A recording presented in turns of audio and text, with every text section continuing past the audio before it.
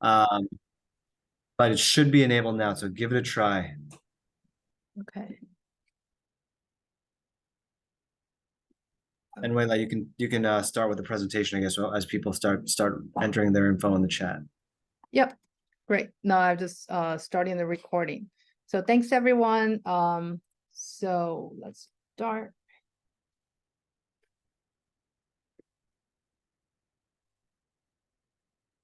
Okay, can you all see the screen? Oh, sorry. So first of all, we can start with what is participatory budgeting. So this process is a democratic process in which the community members like you guys are directly deciding how to spend a part of the council members' discretionary funding. On this, Chuck will dive into a little bit more regarding the funding that will be coming out from the office. So basically, Councilmember Krishnan has every year have $5 million in discretionary funding to fund projects in the district. And instead of the council member and the office to decide how to spend this $5 million each year to join this process, meaning we'll set aside $1 million for the community members to decide. And you guys can pitch the ideas. Then a group of the volunteers will be meeting regularly. You'll refine these proposals, and eventually you'll speak to the agency, the city agencies, to make sure the proposal makes sense, and then they show up on the final ballot that goes on for the vote in the spring. Later, I have it here right now. I don't know if you guys can, maybe not right now, you cannot see, but I'll show you later. Can show the sample ballot from last year. And this is a great process for the community members to propose the ideas that they think they see the needs in the district. Like, for example, you can see improvement to the parks, to the schools, to the libraries, and to other public spaces. Shortly, we're going to talk about what are the winning project from last year. So you can see where the community members voted to spend the $1 million on last year. And we hope to see more projects being proposed this year. And we think it's a really great process for everyone to be part of this. So this year we have 28 council districts participating in this process. So that means the community members get to decide how to spend $28 million in the city by coming together to meet and discuss a proposal and also vote on them. And now I'm just gonna quickly show the timeline of how does this participatory budgeting work. So as you can see right now, we're in the phase of the idea collection and volunteer recruitment. So during October to November 2023, we're gonna do this type of community meetings. This is called neighborhood assembly. It's really the information session. And also we'll have different sessions to do resident brainstorm ideas. And then we're also recruiting the budget delegates, which are the volunteers for this current cycle. Our office is also talking to the local schools. One thing I probably will mention later is that what's great about PB is that anyone who's 11 years or older, and no matter what, regardless of their immigration status, and as long as they have a meaningful connection to the district, meaning even either they work here, they can just go to school here, or they live here, of course. So then that means you can vote in this process. You can become a volunteer. And then after the first phase of the idea collection and volunteer recruitment, then now we have a group of volunteers, and then they will be meeting regularly. So last year, how we did it is there have been several meetings. So for the budget volunteers to meet with agencies to get feedback, and the agency can provide information on what type of proposal generally fits under this process. And also they can just, and also the budget delegates get to talk to each other. They can either do a Zoom meeting on their own, they can do in-person meeting. And a lot of times, a lot of idea exchange happens just through email. So that our office will help to facilitate this email exchange. Then the community members will take on to work on this proposal development. So this will be from December to February.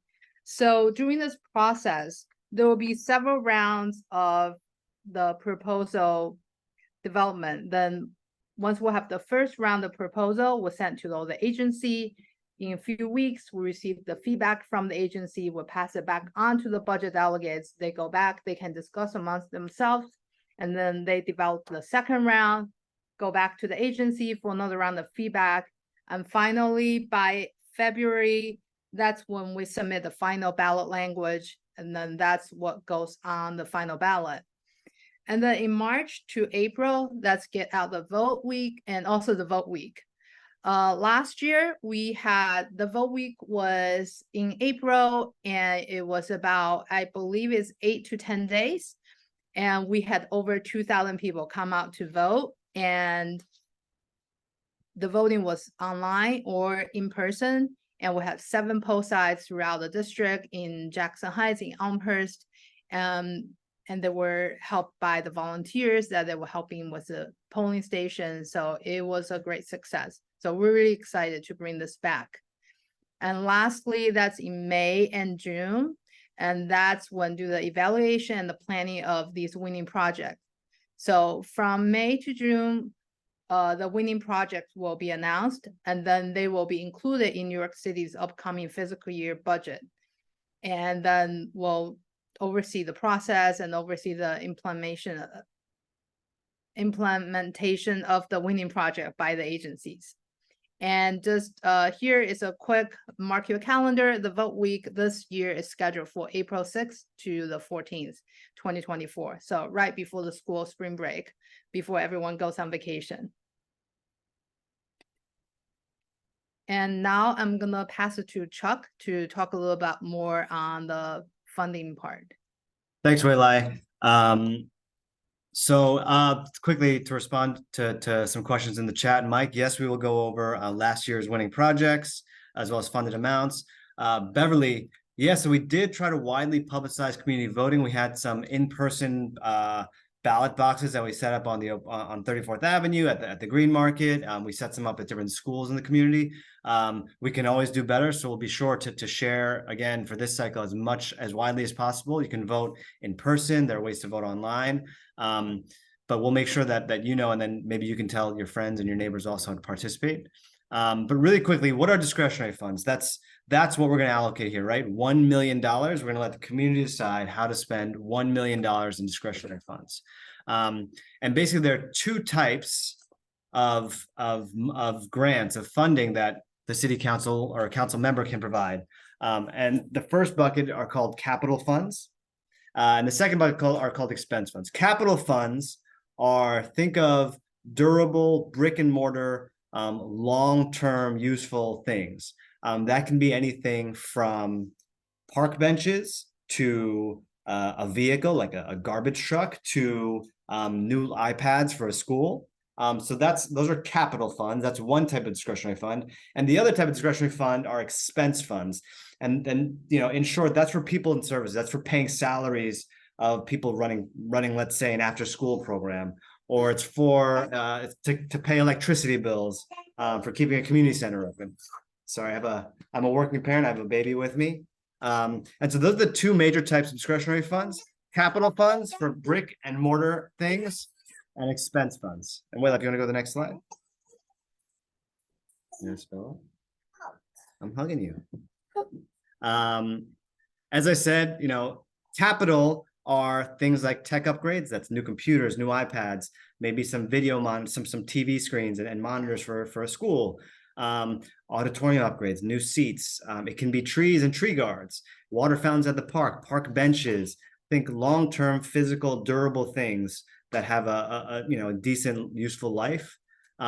Whereas expense funding, again, is for paying people or paying for services. Some examples are listed here: street cleaning services, one-time purchases of snacks for after school. And to be clear, when we talk about participatory budgeting and the $1 million that we're allocating, it's specifically for capital funds. And so we're looking for ideas, and we're going to vote on ideas and discuss ideas around how to spend $1 million on capital funds. So again, brick and mortar things, things with a long-term useful life. Next slide, please. There are some baseline criteria for what kind of projects can be funded. The three priority criteria, they have to cost at least $50,000. That sounds like a lot of money, but you'd be surprised at the cost of some seemingly small things that the city buys. And it can't exceed, sorry, one second.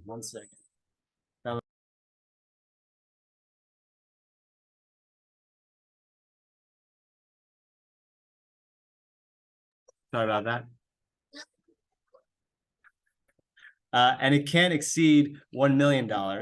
And like I said, it's for things that have a useful life that's more than just like 1 year. And so the lifespan of the thing you're buying has to be at least 5 years.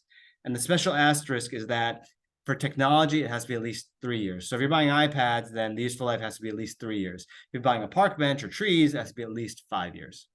If you could advance, please. Advance the slide. And then advance once more. Here are some more examples of cheaper capital expenses versus expensive ones. So cheap ones are replanting a tree, installing a single stop sign in an intersection, buying a couple of trash cans, let's say for the park or for maybe for certain street corners. Those are relatively cheap, and relatively expensive capital projects are building a whole new, brand new community center, building a new park, building a swimming pool. And to be honest, the things you see in that expensive column on that right-hand side are out of the scope of participatory budgeting because they are more expensive than the $1 million that we can allocate this year. Next slide. Mike D, to answer your question, which if I understood it correctly, what were some examples of projects that the community decided to fund last year? So last year was the first time we brought it to District 25, and the community, again, we started with we did a big brainstorming session. We had a bunch of neighborhood assemblies. We kind of curated and filtered down those many proposals into a short list, and then we voted on that short list. And these were the ultimate winning projects that were funded. So we voted to plant new trees and install new tree guards on sidewalks. We voted to fund a portable X-ray machine at Elmhurst Hospital. We voted to renovate 2 bathrooms at PS 149. And we also voted to install a science lab, a hydroponic science lab at PS 89. Next slide, please. And here's an example of the approximate costs of these projects. So you have a sense of, when you're thinking of what when you walk around the neighborhood and you think of, what you want to pitch, just have a sense of what's possible here. So bathroom upgrades, this is in a different district. Bathroom upgrades for 2 schools cost $400,000. Tech upgrades for a certain school in District 15 cost $200,000. That's probably buying, a couple hundred iPads. A hydroponic science lab at PS 150 costs $200,000, and that's in our neighboring district, Sunnyside Woodside. And a gym upgrade at PS 288 costs $500,000. So you can kind of get a sense of you can do something meaningful, something real, something impactful, within certain limits. Here's some more examples. This is in the parks context. A beautification project for Harriet Tubman Memorial cost $175,000. Safety upgrades at Woodlawn Playground cost $400,000. An outdoor stage at Sunset Park cost $500,000. And a new basketball court at Faber Park in District 49, I think that's in Brooklyn, or is that maybe Staten Island, cost $300,000. So these are ideas that are within the realm of possibility for our $1 million kind of availability this year. Again, just some more examples, this time in libraries. So library revitalization supplement, I'm not even sure what that means, but that costs $250,000. Tech upgrades, that probably means new computers, new iPads, new devices, $400,000. Young adult upgrades, they probably upgraded a wing in their library, cost $250,000. And then a meeting room upgrade for McKinley Library costs $250,000. So this, on the last 3 slides, these are some examples of very possible projects, very achievable projects. In fact, if you look at those numbers, you could probably do multiple projects like this. Next slide, please. Yeah. Oh, here we go. Transportation. Again, more examples. Street resurfacing for 1 mile costs $250,000. And 1 mile is, if I had to, is maybe 15 city blocks. 15 short blocks, depends, I guess, which way you're walking. Real-time passenger information upgrades cost 180,000. Safety first upgrades around PS 380 cost 300,000. And then more safety upgrades at Parks and Ocean Avenues cost 300,000. Next slide, please. Q&A, and I'm going to go on mute, but I'll jump. I can hear you guys, and I'll unmute to answer your question. Thanks, Chuck. So actually, I'm just go to the next slide here. So right now, if you have any, I hope this is the clear presentation for you to understand the process and how to get involved. And feel free to drop any questions you might have in the chat, and then we'll try our best to answer them. So I'm going to try to see if I can also show you a sample ballot from last year, so you can kind of get an idea of what project made it to the final ballot, and then when the community voted. And thanks so much. I see in the chat earlier, I think if I'm just looking, I think Delma, you said you voted in the last PB session, so that's great. Always great to hear that we have the voters here, and hope to see many of you come to vote this year as well. I see another question. Beverly, you were asked about the community voting. So that was shared. We have sent out a newsletter. I don't know, Beverly, have you subscribed to our newsletter? We usually do a few rounds of newsletter on the upcoming vote week. And then I know you actually you might have signed up for last year's information, and then we send specific emails out to notify everyone of the vote week coming up. So I would say definitely make sure you subscribe to our newsletter. If you need to do so, you can just drop in the link, your email address, then we'll make sure to add you to the list. And also follow us on social media, Twitter, Instagram, Facebook. That's where we post all the information as well. Thanks, Willie. And I'm just quickly looking at the chat. I see some good questions. One is from Beverly, sent just to us, just asking, what's the difference between what the city pays for? What's the responsibility of city agencies versus the city council or council members' discretionary funding to fund projects? That's an excellent question. And so the city, basic civics, there are different branches of government. The mayor and his agencies, and that's all the agencies, the Department of Education, the NYPD, Sanitation, Department of Transportation. The mayor controls the vast majority of the city's, $100 billion budget. And he also manages the city's capital budget. And so, in fact, the mayor does decide and instructs his agency heads, his commissioners, to decide on how to spend capital money as well. And so they do make their own decisions with a lot more money than the city council has, honestly, on how to upgrade schools, maybe where to invest in new iPads, or where to build new parks and install new park benches or pave streets. The discretionary funding is almost a local top off. It's kind of an acknowledgement that an individual city council member in a specific community may have a better sense of what that community needs. And so every council member gets a smaller special bucket of money just for them to direct to additional projects. And participatory budgeting draws from that bucket and gives the decision-making power to the community. I hope that answers your question. If it doesn't, please ask a follow-up. And also just want to add a little bit. Even last year, I think we had 7 projects making it to the final ballot. And we have many proposals that was sent to us and developed throughout the process. Even though they didn't make it to the winning project, does not mean we're not going to consider funding them in the future. This is just, it's a really great process for us to hear where the needs are in the district, and this keep us informed of, so we can see what the community wants. Then this way helps us to prioritize the project in the district throughout every year's physical funding process. Let me see, do I have any? Okay, so if anyone has more questions, just feel free to drop in the chat anytime. And then I can quickly talk about some next steps. So next step, hope everyone who joined tonight will consider to join us as budget delegates. So this is the budget, as I mentioned earlier, you meet regularly in the fall and the winter to determine the need in the district. And then you will work together with the city agencies and staff members and also with your fellow neighbors to develop these proposals for the district ballot.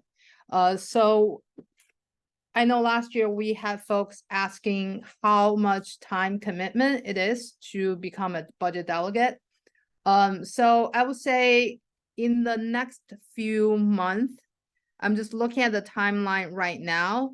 There will be, I believe in November, I can get the more information to you later as well. In November, there will be one round of agency briefing. And that's when all the agency will come to host a meeting and all the budget delegates are welcome to join. And then you'll be able to talk to representatives from, for example, Department of Transportation and the School Construction Authority, and also Parks and Recreation Department. Then this way you can talk to them directly to get feedbacks on the proposal you have in mind. And then they can give you constructive feedback on like if this can make it based on the estimate of the cost or the scope of work. And then this really helps to develop the proposal. And last year, I don't think the volunteers have met in person on their own, but I know they have been in regular communication through email through this whole process.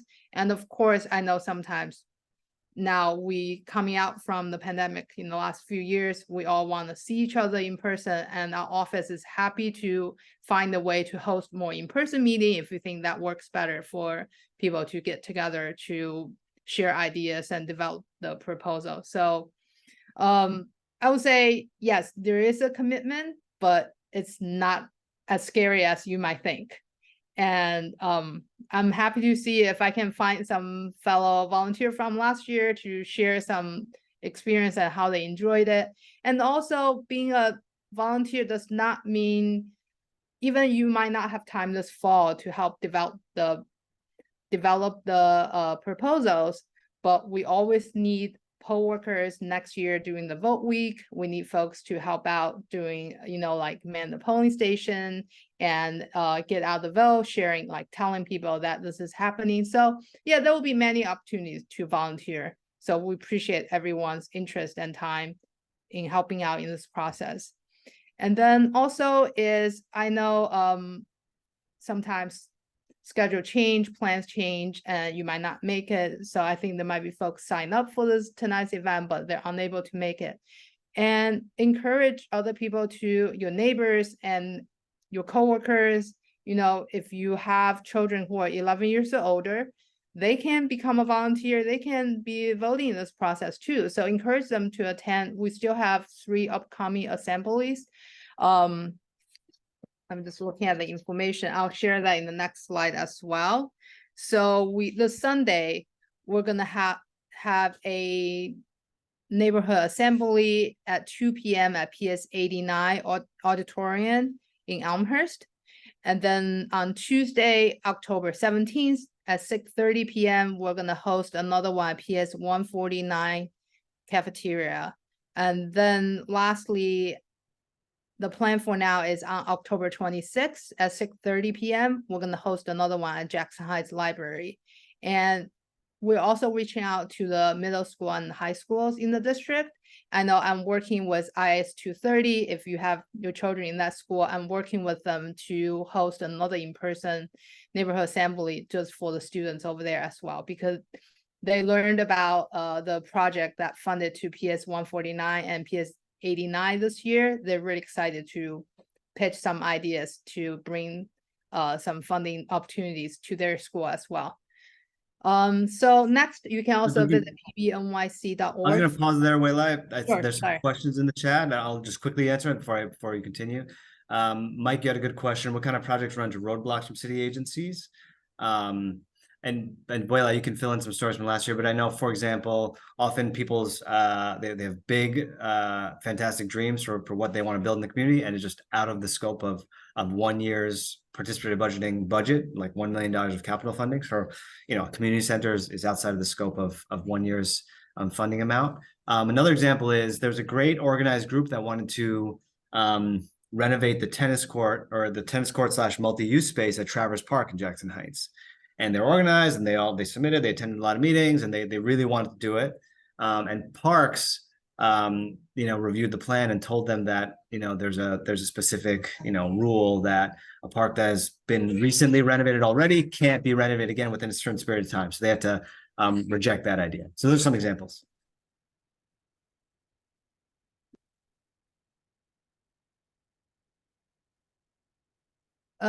Yeah, thanks, Chuck. I can also just fill in a little bit more from last year. For example, I'm just looking, there was proposal to build a YMCA for the district. So unfortunately, similar to a community center, that's just way too expensive to be built under $1 million. So unfortunately, it did not fit under this project. And then I believe there were also there were some parks renovation requests. Also, too big of ask to renovate the whole park under $1 million. So that does not fit under the PB. Yeah, there were a few more other. Then we also had ideas proposed to clean the sidewalk. As Chuck mentioned, that's an expense, not a capital project. So unfortunately, it does not go under PB as well. And Mike, let us know if that answers your question, and feel free to drop more information, questions here.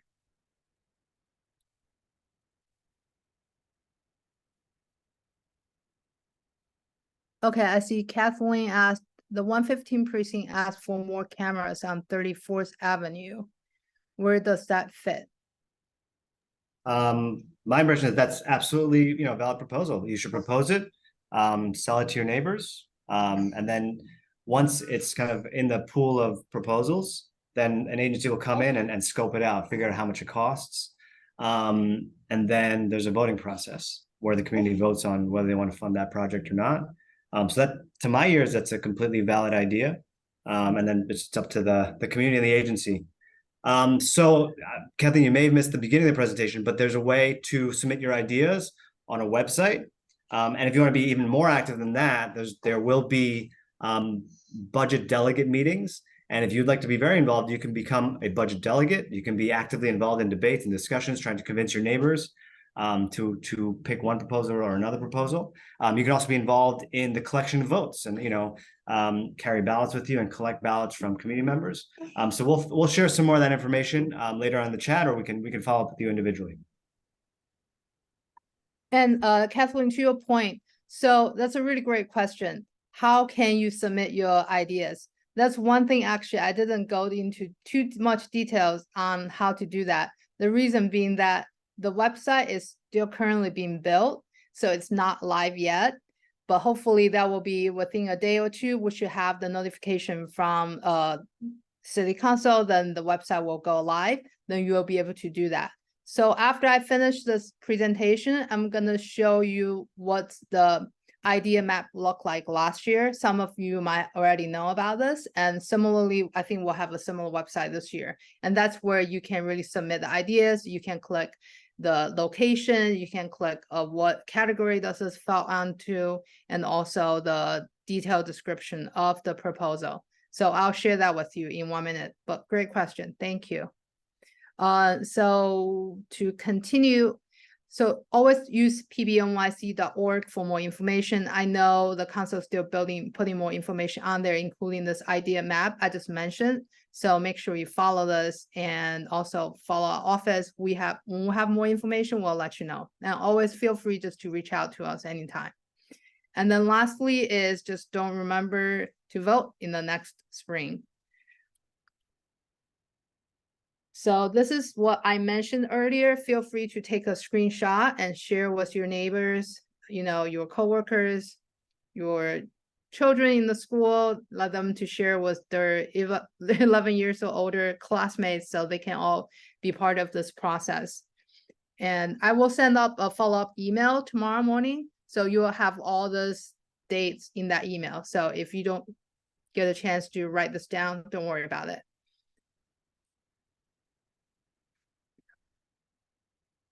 Okay, so that's the end of the presentation on this one. So now, as I mentioned, I'm going to show you the. Give me 1 second. Okay, so can everyone see this? So this is the idea map from last year. You will see this go live sometime soon. As here, you can see this is District 25. Just to note, there will be a district border change. So in the new map, you probably will see the new district because we're funding the fiscal year 2024, right, Chuck? So that's why you will be voting in the new district. The project will have to fit into the new district. So as you can see, I'm just gonna click one, for example. Okay, let me see a good one. Okay, so someone proposed a senior rest area. And then trying to see what's a good one to see. Okay, so this one is about tree equality in Elmhurst, which we did propose a new tree and tree guards for sidewalks throughout the district for Jackson Heights Elmhurst. So basically, this is the idea of like, what's a map look like? Then you can make the proposal, you can drag the map, you can put where the location should be and what's the idea. And then this, at the end of each month, we'll receive a list of all the ideas that were submitted here.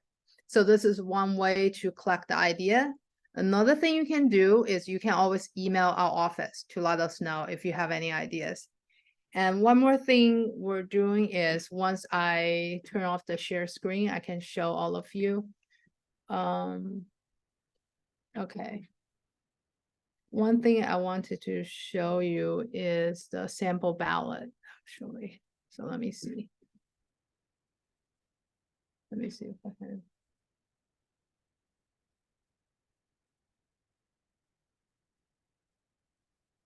Okay. So this is another way to collect the idea collect card. So we have these in the office and we will be bringing them to events in the next few weeks. So if you see our office table, feel free to ask us for a copy of these and then you can submit your ideas. We have them in the different languages. Right now we have in English, Spanish, and Chinese, and we're looking to get more language. So if anyone needs us, let us know.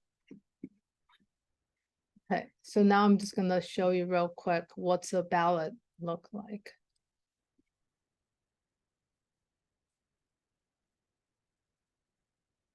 Okay. So now I think you can see, right? So this is the sample ballot from last year. And if you have voted in spring, then this will look very familiar to you. And this is a paper ballot version. And we also will have an online voting option as well. So you can see, you can choose up to 5 projects here. And them adding up together should be around or under $1 million in order for them to be considered. But pick your favorite project and we'll announce the winning project in a few weeks after the voting. Okay, I see another question from the team.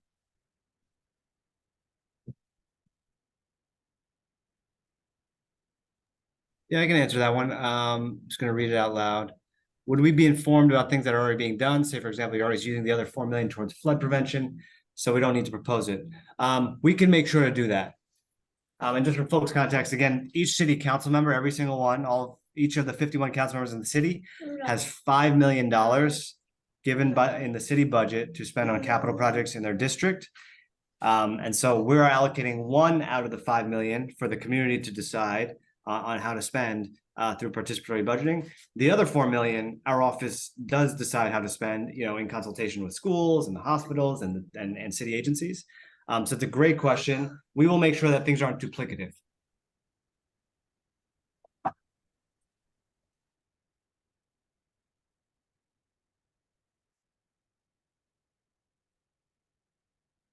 Okay, I think that summarized the presentation. I'm sure I probably missed something. As I promised, I'll follow up with the email tomorrow with everyone with the information we discussed tonight. Hopefully the idea map will go live tomorrow. When I send out the email, then you'll be able to start submit your ideas. And also, I'll follow up with the link that you can sign up to be a volunteer. So we really appreciate that. We'll get some volunteers from tonight's crowd and also tell everyone about this. If they missed tonight's presentation, we'll have 3 upcoming one that's going to be shared in the email as well. And also make sure you subscribe to our newsletter. We'll regularly send out updates on the participatory budgeting and also upcoming events in the district. So I hope that's helpful. And, you know, anytime, just reach out to us. I'm going to drop 2 emails in the chat. One we created mostly only for participatory budgeting is a Gmail. So it's pbnycd25@gmail.com. So you can reach out to us there. I monitor the email regularly, so I'll get back to you as soon as I can. And then, of course, another way to reach us, this is just not for PB, it's for anything related in the district. And many of you might know is to Krishnan@council.nyc.gov. Feel free to email your ideas or any question about this to that email as well. And also, I will just drop my email in the chat as well. If that's okay, if that's not too many email address, you can also reach out to me directly anytime. I hope that answers everyone's question, and let me know if we'll follow up on the next steps. And thank you so much, everyone, for being here tonight with us. Thanks for being in the first neighborhood assembly. There'll be a couple more. And so definitely email us, definitely stay involved and tell your friends. Thank you, everyone. Good night. Good night, everybody. Thanks, Waylai. Hi, Bella. Bye, Bella. Say bye.